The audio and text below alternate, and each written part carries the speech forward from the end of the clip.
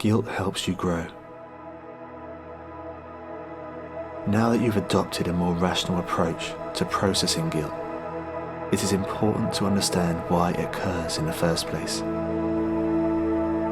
You have acknowledged the fact that you feel guilty about something and have decided to confront it, which takes an enormous amount of courage. You then explored the source of your guilt and probably realized that you weren't entirely liable for all the responsibility or blame. You were realistic about what you could have ultimately controlled, and therefore unloaded a heavy weight off your shoulders. Whittling it down to where you stand now has more than likely removed a huge chunk of the guilt. The fact that you aren't running away from it anymore is a testament to you and your character.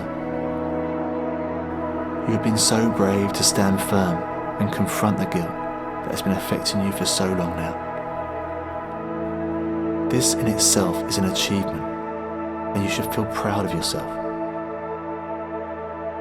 There is no need to feel shame or regret. Guilt is there to put you on the right track.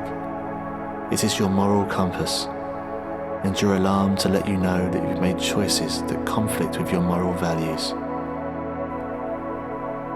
Guilt proves that you're capable of feeling empathy and didn't intend to cause any harm.